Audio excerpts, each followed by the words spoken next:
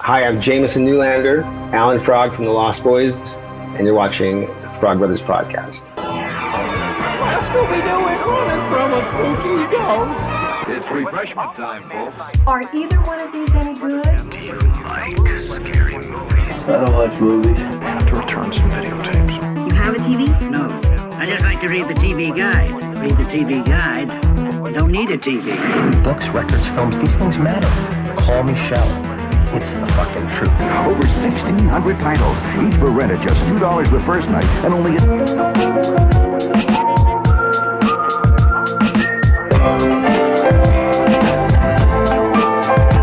Finish him. I don't watch TV.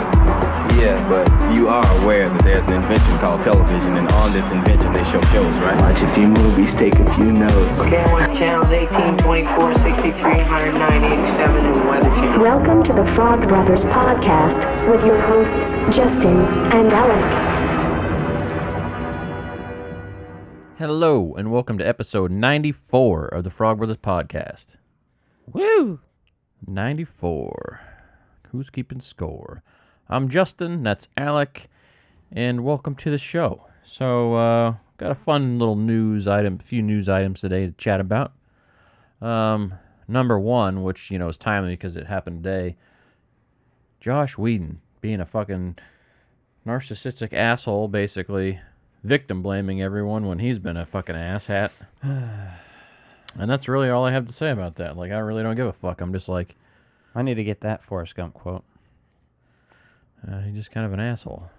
Yeah. Speaking of assholes, I had to leave some Ghostbusters groups Yeah. on Facebook because they were bringing out the mean, evil person I don't want to be. Like the stupidest fucking shit that people are posting on there, and they don't fucking bother, like, writing. Everything you're doing is bad. Or trying to want attempt you to anything know at writing with punctuation or anything like that, and it's just like the dumbest shit. Like, I was being an asshole to some guy the other day, and he's trying to argue with me, and I'm like, God damn, I could just fucking literally destroy you right now. Suck. Yeah. And I even made some memes, and I was like, I'm not even gonna share that. It's not even fucking worth it. And I'm just kind of waiting for the casual fan that, and it's not even like just the casual fans, because there's plenty of fine casual fans. It's the fucking stupid lazy people. And what I mean by that is everyone gets in these fucking groups when a movie gets popular, no matter if it's Star Wars or something else, and they just ask stupid fucking questions. They're too fucking lazy. Like, ask that question to fucking Google. Use the search engine. Like, are you really that fucking ignorant? Like, you can do all that research yourself. I just feel like Ian Malcolm. He's like, and you didn't do any of the research, and Yeah. that's how I feel. So I had to leave a bunch of those groups. So it's no offense to the many fine people in some of them. It's just the casual ignorance of it all that I'm just like, I don't have the fucking mental capacity for that right now. Yeah. I find it's best to stay out of other people's affairs. Pretty much. So we're just going to focus on doing our own thing. I'll just be leaving those. Now, that said, there's still some great groups out there that are doing some fun stuff. Obviously, YHS Group Therapy, I'm still kind of hanging around, and I haven't been posting there much, but There's not a problem at all in that group. That group's fine. Yeah, it's good. And there's a couple of like Ghostbusters prop building ones that I still follow, mostly because there's some really good information in there, but even some of those like make me cringe so hard when... Because they're arguing over, well, that's not screen accurate and shit, too. One, it's not even that. Like, people go in there and ask the same questions every day. Like, you do realize that Facebook has a search function, and you can search for the 30 fucking times someone else has asked that in the past month and go from there. Yeah. Instead of just going in immediately and asking. It's just, I don't know, it's just been wearing on me lately, and I feel like I've been an asshole. And I don't like being that much of an asshole. I like to be a joyful asshole, not like a fucking misanthrope asshole. Yeah. I was banned by an admin. I was adding an admin from Ghostbusters Worldwide like a month and a half ago. I was banned from that group for arguing with them about something. I don't remember what it was. Something pointless. I don't even remember what it was at this point, though. But either way, the group appeared, to me again, so I was like, oh, I'll join that one again and see what's up in this cesspool. Yeah. And one of the first posts I saw was another admin post. I won't reveal the guy's name. Sort of a popular, I guess, maybe. I don't know. Some people would know who I'm talking about if I mentioned his name. But either way, this gentleman made a new post and was like, basically, we get it. You hate 2016 Answer the Call. And then right under that, we get it. You like Ghostbusters Answer the Call or whatever. I think I just called it GB 2016 probably. And then made a whole thing about like, we let a lot of stuff slide in this group and basically like fucking mall cop power tripping in a cesspool of neckbeards in this group specifically. Everybody knows this is one of the trashiest groups. That's why I joined it, because it's fun to watch train wrecks. The shit posting, watching the shit posting can be fun, but it also just takes its toll on like, what the fuck's wrong with all you people? I basically pointed out to him that he was wrong. I was like, this, you can't equally blame people who like the movie for liking a movie. Yeah. They're not starting this shit. They're not even the vocal majority by any means. So, just a whole thing. And I ended up getting kicked out of that group again, which is fine, because that was the goal, basically. Like, yeah, I know. It's fine with me. It just what they just want one-sided bullying in some of those groups is essentially what they want. Yeah. And I get it, right? It's basically mostly white males over 35, so God forbid you have a different opinion than them, and if you do, fuck you, you're wrong, and they don't like you, and they can't stand you. Yeah. And that's so much of what almost any of these fandom groups are, right? Especially, right, with the nostalgia, nerd stuff going on, pop culture stuff going on, right? It's not just Ghostbusters, it's Star Wars, it's other things. Oh, yeah. I mean, even in the Lost Boys group, a lot of people just do nothing but talk shit on the sequels. Yeah. And the remake that hasn't even happened yet. You know, they were saying some shit about the new Lost Boys movie, basically like, it's going to be woke garbage. I mean, this and that, and they're going to have multiracial cast, and I'm like, oh my God, you say that like it's a fucking bad thing. Yeah. Jesus Christ. You're like, they do live in California. Have you been there? It's you realize diverse. They've only cast 2 people so far, and they're both white boys. Yeah. And I mean, that might be me generalizing because they both look like white boys. One of them might have something else in him, but I mean, generally, they both look like white guys to me. I'm familiar with one of theirs works, not the other. But either way, I don't care. Cast David as a black vampire. I don't give a shit. Hispanic vampire, whatever else. Cast him as a gay black vampire, and I would watch the shit out of it. Mm-hmm. It's going to be... We'll just wait and see how it is, like, right? I mean, yeah. It could be good, could be bad, but I don't know enough about it to have an opinion about it. I mean, I'm not going to be like, you ruined my childhood because you remade a movie. I'm not going to pretend that I think it's going to be great or anything, but, like, we'll see. I haven't seen anything but literally a cast announcement. That's it. There's no poster, there's no teaser, there's no word on any other cast. I went back and did a search for it the other day just to see if there's any news on it. And aside from that September article or press release, there hasn't been anything else on it lately. That's the thing. It might not even move forward. It could end up canceled. Who knows? Yeah, you just never know. Either way, I mean, people just want to... And no one's going to make you watch it. That's the thing. People fail to realize, like, you don't have to go and criticize that.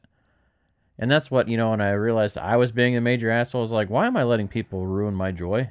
I'm like, I don't have to fucking put up with any of that or deal with that. I don't even need to take my time to reply. I can just keep my opinion to myself. And some of that, right? That's what this is for. Like, I'll tell my opinion here because you're here to hear it.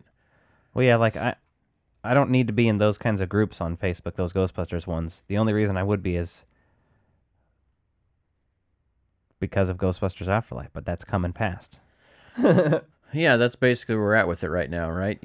Like I can jump out of those groups, the movie's out, and then like all the stupid theories of people that clearly haven't rewatched the other movies, like trying to tie stuff together. You're like, there are so many books, podcasts, Instagram accounts, every fucking legit answer to your questions is out there if you're smart enough to know how to use a search engine or the search tool on any social media platform to find what you are looking for. I don't know. It's the questions like recently. I saw a question in one of the Ghostbusters groups. These are the ones that bother me sometimes. That aren't related to hating on Answer the Call, because that's the big bothersome thing. It's just like, all right, you're sharing a meme that has literally been screenshotted so many times that it's pixelated to all fucking hell because no one knows how to work a phone or anything. Yeah, none of those people actually, they screenshot it instead of just resaving the photo, which you can do. Newsflash. Magic abilities. And then they probably have the low image profile like button saved on their mobile device to save cell data. And you're like, no, high image quality is an option you can turn on. Oh my god. I know, fascinating. It even has a watermark. That's pretty much it when it comes to that. Yeah.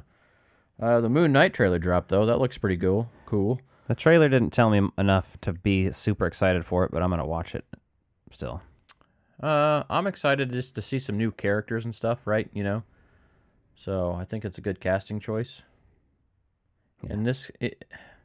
And I'm not very familiar with Moon Knight, so, I mean, but based on the trailer we saw, it looks like he's almost kind of an anti-hero or has conflict in his life to make him not want to be. People say he's closer to Batman than an anti-hero. He's a little more dangerous, but not quite an anti-hero. Okay. So that's fair. I mean, I can appreciate that, though. Someone fuck you up a little bit more on purpose than a little people. Unstable, might let things go. Yeah. I can feel that. Somebody's arm might get broken in a fight. I don't know.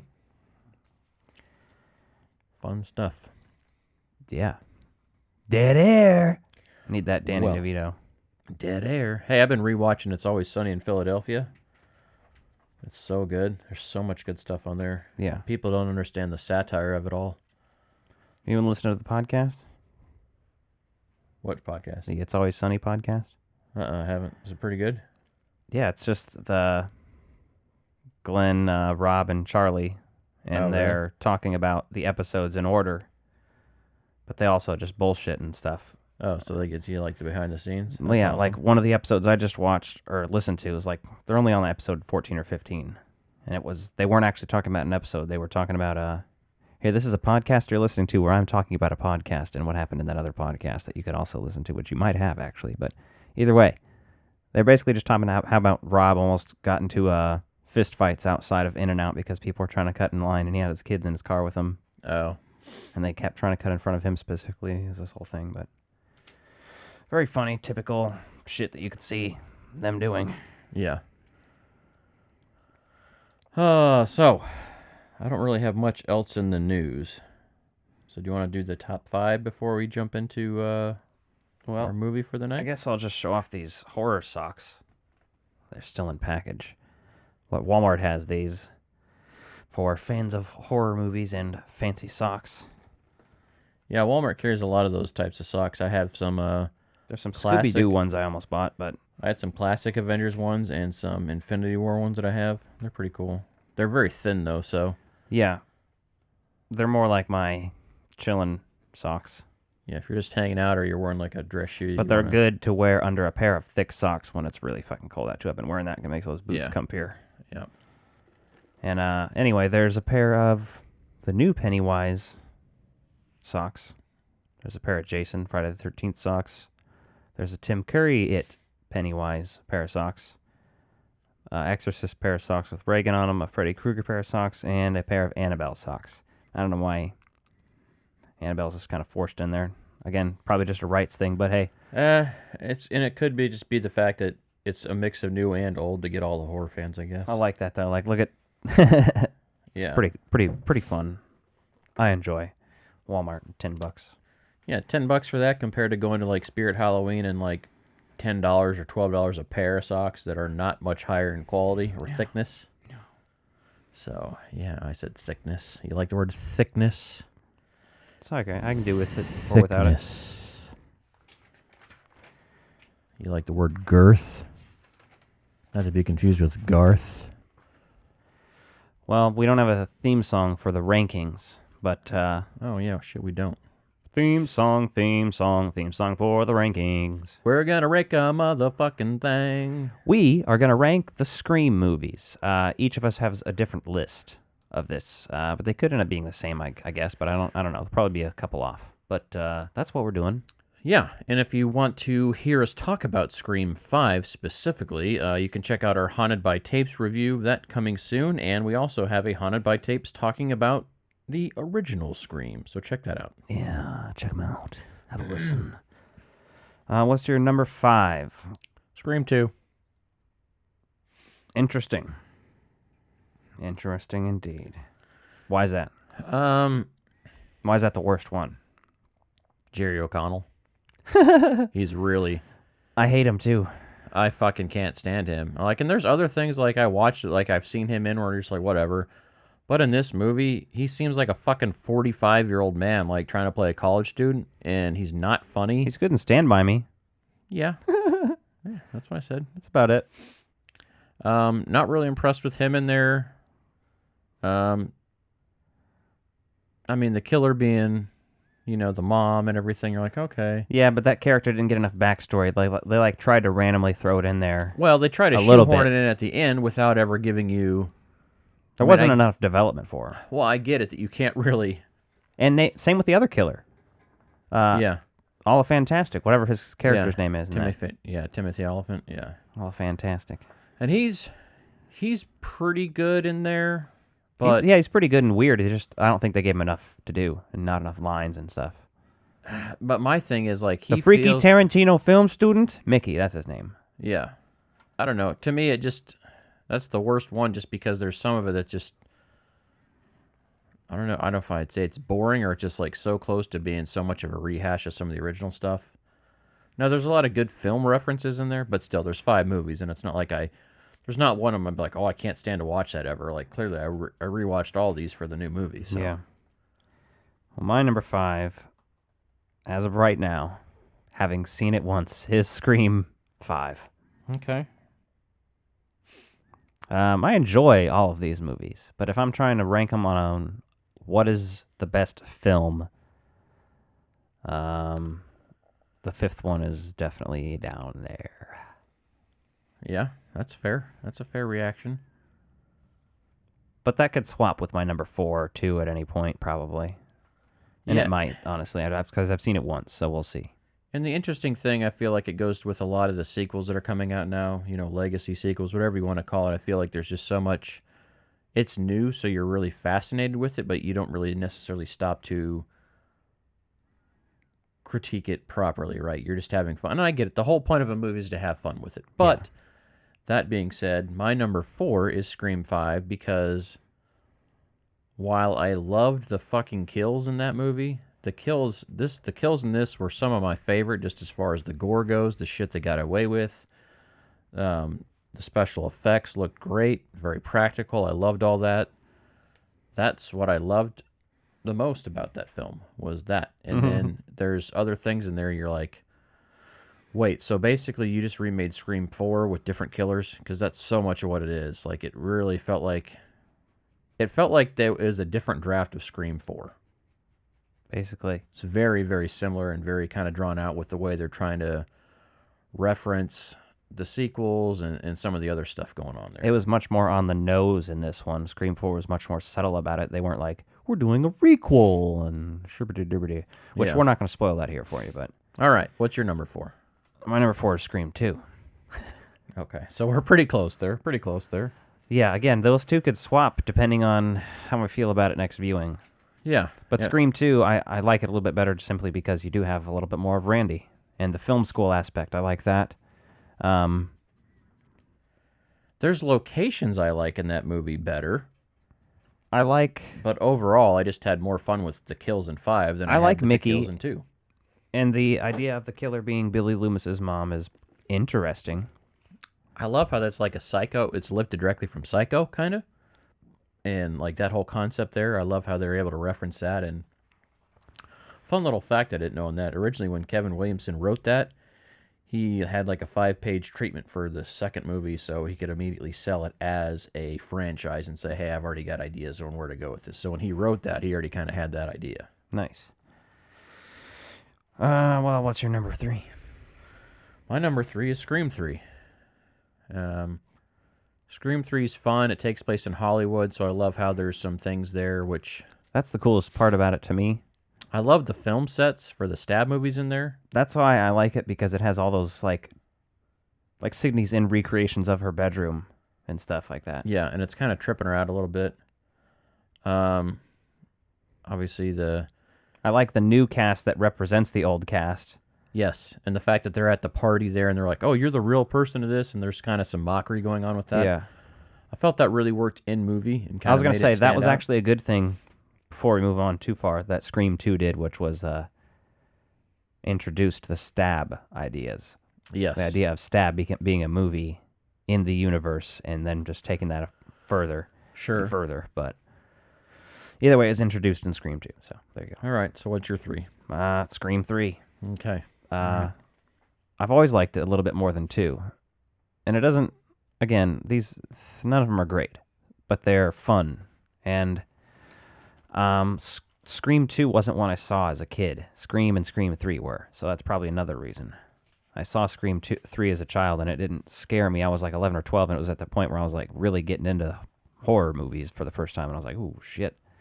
And I enjoyed Scream 3, and the cheesiest aspect about that one is the voice thing modulating and just being able to replicate other people's voices and stuff. Yeah. But I think each one of the sequels has something that's just like, oh, this is stupid, don't do that. Yeah, that's true.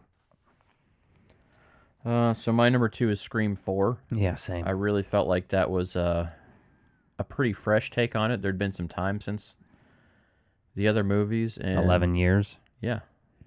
11 years is a long time to be like, hey, we're going to do another Scream. I remember everyone was like, oh, fuck yeah, cool. Yeah. And then you brought the entire cast back, and you basically did what they just did again, but better. Yes, much better. Besides the kills, like I said, that's the thing I'm loving about 5 is the kills. I still liked some of the kills in 4. I mean, just to be clear, I liked the aggressiveness of the killer in the new one. Like, basically, it was a lot more brutal and like quick stabbings and lots of like fucking Julius Caesar level of stabbing shit. Yeah. But the fourth one has excellent new characters. And when I was watching this movie, I didn't know who was going to be the killer. I was still like, it could be one of these film geeks, but like, you don't know. And then it ends up being Rory Culkin and I can't even remember her name. Jill, is that her name? Yeah, I think so. And that's another relative of Sydney's. Yeah. Which is a little bit cheesy, but I don't know. It works in the context of the movie because they also, like, you have a young woman killer, which you hadn't had yet. You had an older woman killer in the second one, but yeah. And then the third one only has one killer, which is interesting. But all the other movies have 2. Yeah. It's fascinating. Interesting choice. I like how they change it up, or at least they try to make it unpredictable. Yeah. But and I think, to me, that's another thing that works so well in Scream 4 is the first time you watch it, you don't really know who the killer is. And let's face it, Kirby is an excellent character. Yeah, she's great. The other character, like Gale, is better in 4 than 5. Dewey's better in 4 than 5 because you can see him at the top of his game. He's fucking sheriff. Yeah. And then the introduction of the other sheriff, or a deputy, who's then the sheriff in 5. I thought that's cool to see because she was in Planet Terror and Death Proof and stuff. Yeah, no, she's great for the action movies, and so there's some good stuff there. But yeah, obviously that leaves Scream is number 1, which is just obvious. And I've seen a couple people not rank it number 1, and I don't know what they're smoking, but I want some of it. Yeah, I don't know. How do you rank something not rank the original as the number 1? Unless it's so low budget, that you're like... Well, I don't know. What's your favorite Back to the Future? Is it number 1? Probably is now, but when I was a kid, it was number 2 for sure. Yeah, I love the visuals in number 2 a little bit better just because there's some more interesting things going on. Yeah. And it's not that the visuals going back in time were boring, but... And obviously there's the whole... Evil Dead. Terminator and Alien, or the Evil Dead stuff that you could debate.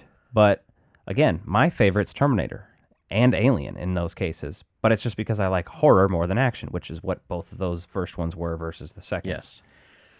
And Evil Dead and Evil Dead 2, and it's not even by a fault of its own. I saw Evil Dead 2 long before I saw the Evil Dead because it was easier to get. Yeah. Evil Dead for a while was a hard thing to come by. And so I remember like when they finally started kind of releasing sets of the first two and then everything else, you're like, oh, okay, there's some cool stuff going on here. So yeah, very rarely though, a few exceptions to the rule. Yeah. Which is funny because they have a discussion about sequels in Scream 2. So Yeah, they talk about, well, that's the thing they do in all these ones. They kind of have their rules sequence. Mm-hmm. And then, they also talk about sequels or whatever the current thing is. Like the third one, they're talking about how it's a trilogy, which they decided, nope, with 4. yeah. Like I said, like there's no reason the whole requel thing or anything should exist because of 4. 4 did it better, and it did it 11 years after Scream 3, which is how long you did this after Scream 4, so... Either way, it's weird. It's a strange concept for sure, because there's so much retreading, but at the same time, there's some fresh stuff in there that you're like, okay, it's kind of... Some of these sequels get convoluted in the fact that you're trying to break out moments, and like I feel like you can make 2 really good fucking sequels if you took some of the comments and dialogues or concepts and dialogue from some of these and like actually kind of broke them down. See, I don't want anything broken down because I like having multiple things. I like there being 4.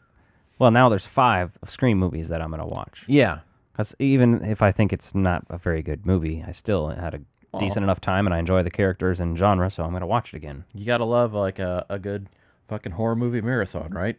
And part of the love of the horror genre is they don't usually get better story-wise, but the gore and the background shit sometimes gets a little wilder. So yeah, and you gotta appreciate that. When there's lots of them, like Friday the 13th, like the best one, that ain't the first one for me. I ain't the second one. I ain't the third one, and I think most people feel that way. Yeah. But then again, most people wouldn't place number 8 really high on their list, and I would. Yeah, when we all have our own reasons, right? So, for sure. Anyway, that's our ranking of the Scream movies. Yeah. All right, let's get into it.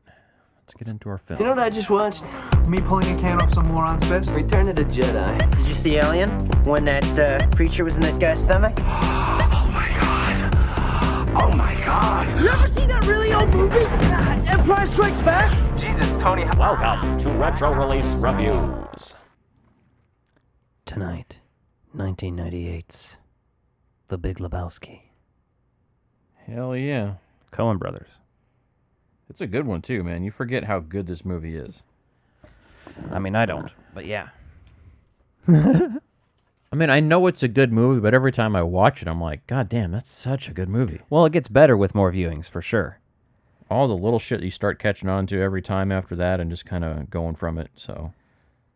Watching it for the first time, depending on your age, I think, is the thing. I watched it at a young age and did not get it and was not having a good time. I was like, these characters are not cool looking.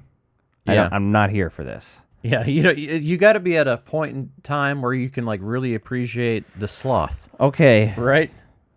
It's scary how I'm basically the dude now in my life. Look at my hair. I think it's your lifestyle. That's what I'm saying. I know. It's depressing because I go to the store and buy like a single can of like ice cream or something and basically write a check for 69 cents for it. Yeah, and you've got a fucking rug in your living room, so... Yeah, I was thinking about that too. That rug ties the room together. Yeah. That fucking rug ties the room together. This opens up with the Tumbling Tumbleweed song, which is a dope song. And that badass voice intro by Sam Elliott. Yeah, like Sam Elliott narrating and also playing the stranger at the bowling alley bar. Yep. It explains it's like the early 90s. In the early 1990s. Sometimes there's a man. The only He's reason the man my voice... for his time and place. Man for his time and place. My impersonation's much better tonight than it normally would be because I was at the Chiefs game last night yelling my ass off. What a dork.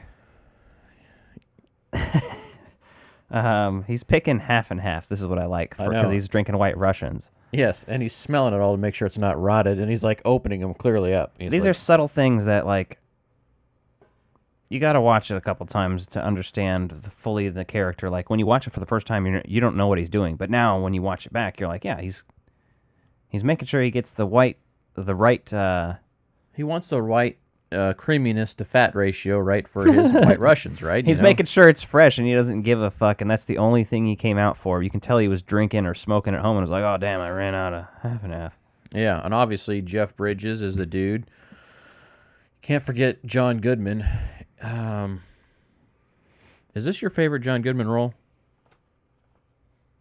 This has got to be top 3 John Goodman roles for me. I mean, if we did top 5, it'd definitely be on there. I don't know if it's number 1. I'd have to think about it and look at some roles, but I think that needs to happen sometime soon because that's one of his best characters. Yeah, it's one. I mean, everybody. It's pretty iconic. I mean, his character and the dude are both very quoted. And I wouldn't want to say that I don't love Arachnophobia, but he gets so much more screen time and has so many more quotable lines in this, though, right? So, well, yeah. I mean, the Flintstones, like, come on, no. That's pretty good. That too. That too. Julianne Moore. Which, Jesus, she was in her heyday there, wasn't she? Steve Buscemi, of course. And one of Julianne Moore's co-stars from the year before's Jurassic Park: The Lost World, Peter Stormare, plays one of the nihilists, the main one, the one that's the cable guy in the porn parody thing. Yeah, that's hilarious. John Turturro obviously is the Jesus. Yep. You know who I always forgets in this is Tara Reid plays Bunny Lebowski. I'll suck your cock for $1,000. Which is so funny because it's like Brent can't watch, or he has to pay $100. Yeah, and then Philip Seymour Hoffman. It's classic. Fucking gold, man. It just shows his range. It does, man. You go from like Twister to his range in this, and then like Mission Impossible 3, is it? Yeah, dude, he's all over the board. He's the best villain in that series to me. Still, like, damn. Yeah.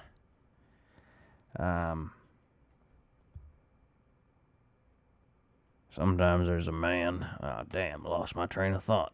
Exactly. I love the 69-cent check, though, because this is where he's also listening to George Bush on the TV give the talk. This aggression will not stand.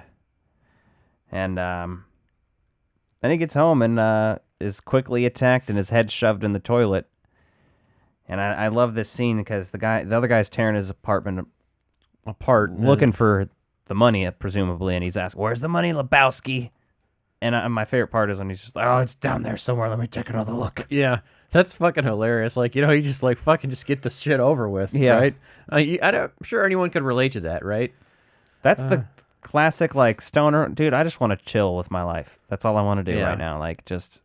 Or someone that's been through some shit. You're just like, fucking get it out of your system, man. I've been beat worse than this before. Fuck off with that. Yeah. And I like how he takes his sunglasses out of the toilet and puts them back on. Yeah, shakes the water off them and everything. Yeah. Classic. And then he pees on the rug. At least I'm housebroken. Yeah, that's a fucking great line, isn't it?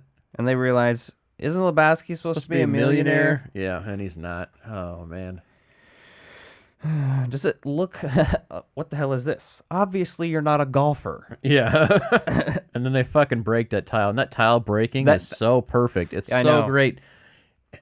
I would love to see like a behind the scenes of them getting it to just break that one single tile and like that drop because it looks so perfect. It pisses me off too, doesn't it? Like, it's so perfect. It is. If you had annoying. a tiled bathroom, it'd be like that'd be the thing that would just fuck it all up and make it look ghetto as hell. Just one cracked tile like that. And for me, in real life, like if that happened to you or me, it would break 4 fucking tiles, so you'd have a full fucking shattered 4 pieces because it wouldn't fall in the middle of one perfectly. Yeah. So. And then they're talking about it at Bowling, man, and then like that's when you get to meet Donnie and Walter. So. Don't call me Walter. Sorry, that's a son-in-law quote. Yeah. And he's like, man, we can't, you got to draw a line in the sand, man. Yeah. He's like, not putting up with this shit. And that's where they say, about 400 times they say, that rug really tied together the room. Yeah. Tied the room together, man. Yeah, they're going on and on about it. Jeff Bridges says the word man 1.5 times per minute on average in this movie. And I think the words fuck is also said over 250 times or something. Because it's used very casually, like I use it. Yeah, you don't know anyone's fucking name. You don't remember anybody's name. It's every man or dude or whatever. Right. Prosky. Well, like there's so many of them now. I like how he says, "You're like a child that wanders into a movie and wants to know what's going on." Yeah, he's yelling at Donnie the whole time. You're not part of this conversation, Donnie. Yeah, he calls it unchecked aggression. Mm-hmm. Yeah. Unchecked aggression. Well, Asian American, please. Yeah. We don't... Chinaman is not the preferred nomenclature, dude. Yeah. And for a fucking Vietnam vet, that's actually pretty woke of him. Right. But then he proceeds to call him Chinaman again. Yeah, I know.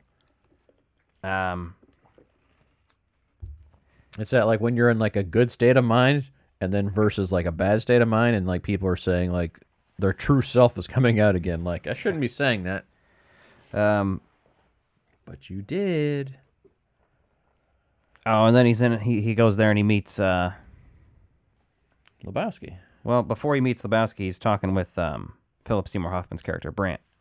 But was that after we saw Jesus, though? Because that's the whole market of zero? No. Is that okay? That's not that. There's like several times where they I did a shit job taking notes, so... They bowl several times, yeah, I'll get to that. How they bowl and pull the gun on the other guy before that. Oh, yeah. I like the Times Man of the Year mirror, and he's just like, he looks at it and realizes it's just that subtle thing. It's funny. Yeah. I need to get a mirror like that. Oh, that'd be a good one to have in the house. And then he's telling him about the rug, and he's like, "Are you employed? Do you actually go out looking for a job like that?" Yeah. And well, the whole intro, and he's like, "Don't call me Lebowski." He's like, "It's the dude." I like how he's like, do you go out looking for a job on a weekday like that?" And he's like, "Is this a week? What day is this? What fucking day is this shit?" Yeah. And then this is where one of my favorite, like, subtle jokes, but, he was watching the Bush thing while he was writing the 69-cent check at the thing, and he says to this guy, this will not stand, man. This aggression will not stand. Yeah. Quoting George Bush on the Iraq crisis shit. Yeah, when he's pissed about it. And then I love when he leaves there, and he's like, and Brant's clearly down the room, like way down the hallway, and he's like, "Hey," he said, "Yeah, take it any rug you want." Yeah. Which is fucking genius. I love it. Yep. Takes it home. Yeah, and then they fucking help him load it into a shit-ass car. That's so great. Later, he's laying on it smoking a J. Yeah. Like, just laying back with roach clips and shit. Yeah. Oh, yeah, this is where we saw Tara Reid, and she says, "I'll suck your cock for $1,000. Yeah, she's painting her toenails, and she's, like, significant but insignificant in this movie, if that makes sense, right? That's how the whole plot is, basically. I know. She doesn't need to be in it much. She's just kind of there just to set precedence that there actually is that person, but she's not as important as you would think. Well, that's the thing, is none of the stuff ends up being true or important, so it's ridiculous. It's just kind of like this thing that he gets caught up in for a short minute in his life. And I love the, no, he doesn't care, he's a nihilist. Yeah. They keep referring them as the nihilists and shit. It's amazing. Then they're back in bowling, and he's brought his ex-wife's dog with him. Oh, yeah. And It's they like, give him "What all is that this?" shit. And he's like, "It's a little Pomeranian." I love the speech he fucking gives the dude, though, because he's so like, fucking on point. Because the dude's like, "You brought the dog bowling?" He's like, "No, I didn't bring the dog bowling. I didn't rent him fucking shoes. I'm not buying him a beer. He's not taking your turn." Yeah, I know. I love it. It's so good. The dog's got. He's like, "Why couldn't you just leave it home?" He's like, "The dog has stress. The dog is a show dog. You cannot get stressed. It'll lose hair. The dog has papers, okay? The dog has fucking papers." I love that, because that's some conversation shit we would talk about, right? Right. But like, he's not taking if I had an ex-wife, well, you don't have an ex, do you? Do you, dude? Yeah. Yeah, that shit gets me. And then that's basically when it happens with the guy. Yeah, the guy stepping over the line. Yeah, that's a foul. Mark it a 0. Yeah. Mark it an 8. Mark it a 0. I'm not the only one around here who cares about the fucking rules. In the Vietnam. Yeah. He goes off on Vietnam and the rules again. He's so fucking great in that. Mm-hmm. And then I like how when they're like leaving, the cops are showing up and they're getting in the car. Oh, they have just no casually. idea. Yeah, they're just fucking hanging out, having a conversation while the cops are storming the place. And Some the dude's motherfucker had losing a his gun shit, and here. he's like, calmer than you are. I'm calmer than you are, dude. Yeah, that is pretty funny. Yeah, he's just like fucking taunting him. That's some real shit people do and say. You know people like that. Oh, yeah. Yeah, I've met them. And, I've probably been that person a time or two in my life. For sure. Calmer than you are. Yeah. And he's talking about, you can't talk to guys like that, man. He's a pacifist. He's like me. Yeah. And he's like, oh, well, I did not know that. Yeah. And then he gets called in basically by the real Lebowski, the big one. Well, he's getting all those voicemails, right? So he's first off skirting the fucking phone calls. He gets the He's bowling dancing around on the rug, basically. Yeah, he gets the voicemail from the bowling league, like, we heard about an incident and we're looking into it. And then like the Lebowski's trying to call him, and then he's like, hey, we're not really mad about the rug. We really just want to talk to you. Yeah. Because, he's like, fuck you, I'm not answering your call. You're not taking my fucking rug. Fuck you. Then he goes back there, and he's led down this this hallway with the dramatic music and stuff, and gets in there, and he's staring at the fire all menacingly, the big Lebowski. I don't know what you call him, I guess. He's Lebowski. He's Lebowski, the dude. Yeah, well, we'll call the dude. Exactly. So I love the scene, though, because he just starts, like, going on a monologue, and he's like, you mind if I spark up a J? And I'm like, yep, that's me. Yeah, you're like, hang on. If I got to listen to some shit, I got to get my mindset around this. That's a bummer, man. Yeah, that's a bummer. And I want to get that as a sound clip, too. Yeah. And, it's the only thing I care about, my bunny. Strong men also cry. Yeah. That the pair of testicles. Yeah, what makes You you joke, but maybe you're right. Yeah, it's a conversation, all right.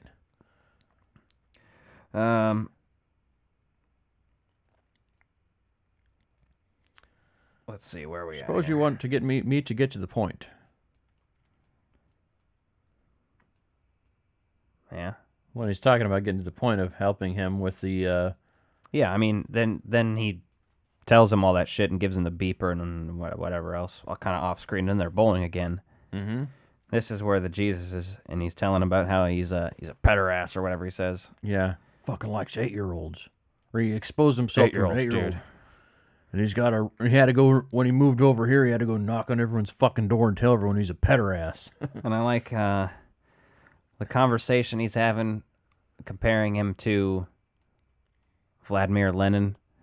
And he's Donnie's in the background like, it's like what Lenin said, man. And he's like, I am the walrus. And he says it like 3 times before John Goodman, Walter's just like, shut the fuck up, Donnie. Yeah. Vladimir Lenin, not John Lennon. I think that's one of like the best little fucking easy Steve Buscemi roles, right? He's just so fucking casual in this, and he looks so goofy and out of it. Yeah. And you get the classic, one of the most popular lines at this point, just because it's a meme. That's just like your opinion, man. Yeah. And then he's home and smoking weed, just laying on his rug. Yeah. And gets knocked out, and has his first interaction with Julianne Moore's character and stuff. And oh yeah, and she comes in doing this fucking flying Jackson Pollock style painting. Yeah, that's a whole weird scene. They wrote such a fucking crazy character for her too, and she's like, I find a lot of men have a hard time with the word vagina. It's like she didn't say it's vaginal. She's like in the vulva or something else, and like really trying to make him uncomfortable. And she clearly tells the dude doesn't give a shit because he's like just kind of saying things back casual, like okay, yeah, right on, yeah, cool, vagina art, I get it. Yeah, looks like a butterfly, I get it.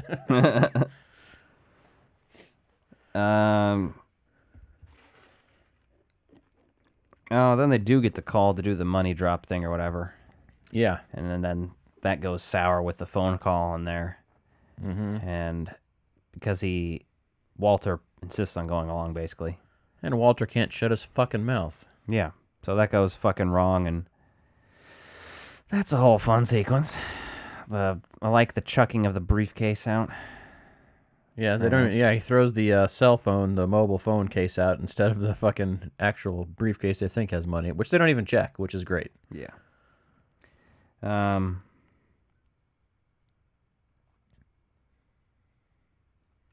Oh, this is where I stopped taking notes for a minute.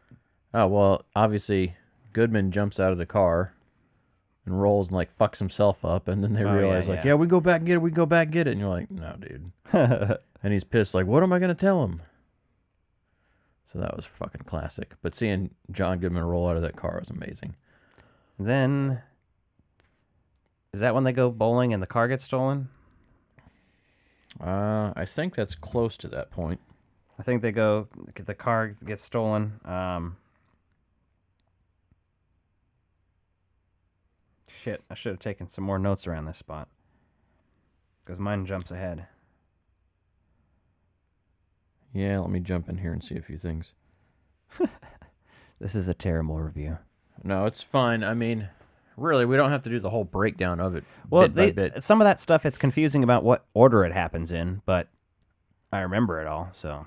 Well, just when you look through, right? And then you do realize, that he meets the pornographer. Yeah. Jackie Treehorn and all that. Yep. That's an interesting little bit. He gets checked out by the doctor, too. Yeah. So that, because she wants to get pregnant by his ass, which is a whole weird reveal, because she's like, it helps, whatever, more chances of pregnancy, and he's just like, what the fuck? Oh, that's after they fuck, yeah. Yeah. I'm like, well, she's asking those questions earlier on, right? And, like, trying to figure it out, and she's like, Bunny can't do any of that. And then you circle back to her, and she's such a strange character in there, but she's great. Yeah. And then, you're allowed to be that crazy and eccentric when you had just money to be rich. Yeah, and then you find out from her that she's in charge of her dad's or her mom's estate because her mom was rich, not her dad. Yeah. And so she had taken the rug back from him, misunderstanding, right? And so, they kind of developed that bond there. Yeah, and he's like, what are you doing, yoga? She's like, no, it actually helps with insemination. And then one of the best things, and a lot of people forget this, at the very end where they, Sam Elliott sitting there telling you the whole speech and finishing up the story. After, the dude abides. A lot of people just kind of tune out from there, but he goes on to say that there's another Lebowski on the way, so he clearly got her pregnant. So that was one of the things I'd never noticed, or never put a lot of thought into until this viewing, and I was like, oh shit, that is great. Yeah. So. I do like the scene with, they find the homework after they get the car back, right, from the police, and it's Larry Sellers, and they find the Larry Sellers address and shit or whatever, and it's like, it's a fucking 15-year-old kid or something, like, I don't know what he is, and Walter's a big fucking fan of the author whose son it is, and, like, he's obviously in a fucking iron lung in there, and, like, you see the whole thing going, so it's really awkward with the cleaning lady or caretaker. I'm not sure who she is, but... Yeah, but him smashing the car, man. He goes out there and, this is what happens when you try to fuck a stranger in the ass, Larry. Yeah. This is what happens, Larry. Yeah. Do you know what happens when you try to fuck a stranger in the ass, Larry? This is what happens. And he just, like, basically repeats the same kind of phrases over. Then that guy comes out, I just got that car a week ago. Yeah. I just got and he goes and fucking breaks Lebowski's car, the dude's car, and he's so pissed. He's like, man, like, that's not his car, man. Jesus. Yeah, that's obviously one of the best scenes. I mean, it's fucking hilarious. They do such a good job of, like, every time you think you know where the movie's going, like, it just doesn't. Yeah. I forgot to mention when he's chilling at Julianne Moore's place and talking about how some of them were in a German band for a while, and it's like a Kraftwerk album cover parody, basically. Mm-hmm. Makes me laugh.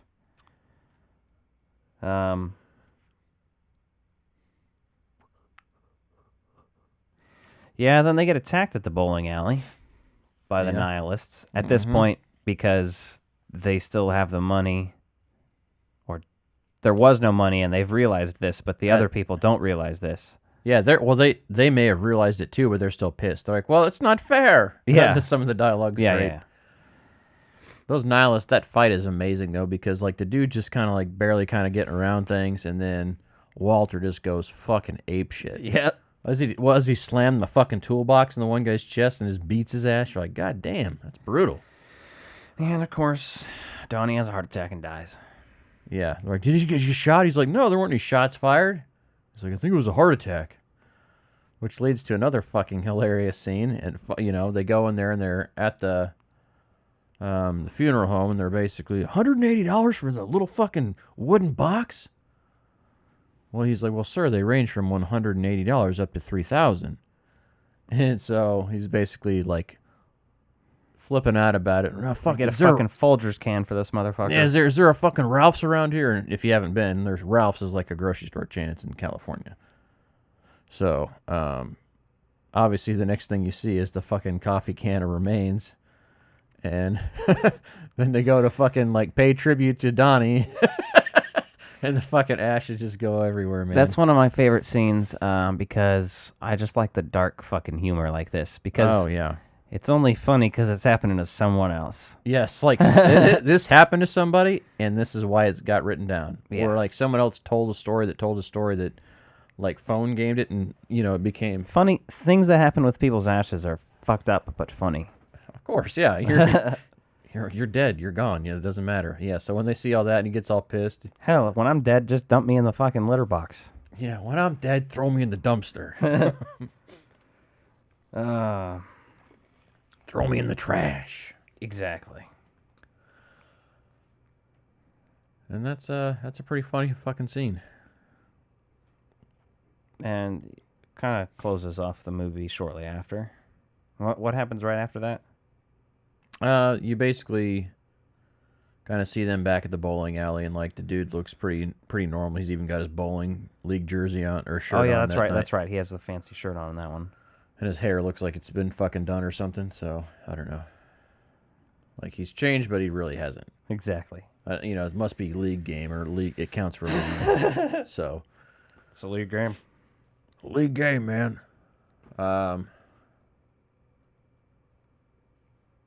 Just the whole fucking premise of this movie going around and like, okay, so she kidnapped herself, which is... No, she didn't kidnap herself. She just left town. Yeah, I and know. then the nihilist used her that to their leaving advantage. herself. Yeah. Which is just hilarious. But it's also the other people who are looking... It's a whole fucking thing. But it doesn't... The plot, like I said, is not even what matters because it's kind of just... Well, no, it's just funny wish-wash. because it's like a half-assed like detective movie where even when that private eye comes up to Lebowski and he's like, hey, man, I really enjoy your work and like how you're doing this. And he's like, what the fuck are you talking about? I think that was a great little scene. And just her being ditzy because I love the scene where like Lebowski sees her drive by in the car and like, I don't think realizes it even, right? She goes driving by and she just skipped town or doing her own thing. So everyone's assuming it's like a bigger deal than it really is. And the absurdity of that is amazing. Once they realize like there's no money in that briefcase the whole time, like, so we threw out we threw that out and literally basically did what they did. Yeah, it's great. Yeah, it's one of those ones that's worth rewatching a lot. I mean, it's one of the most rewatchable movies out there, just because it's funnier every time. Genuinely, like I had to kind of rush through the ending today just to be able to cover it because I was slacking. Like, we only decided on the movie pretty last minute, so... Yeah, last night. I didn't have a lot of time, but I made it work, and I've seen this movie enough that we kind of could make it through it, so... Yeah. Oh! The dude abides, man. Yeah. I genuinely feel like the dude, though, with my, like, long hair and, like... the way I'm dressed at night when I'm just chilling, I'm like, oh, shit.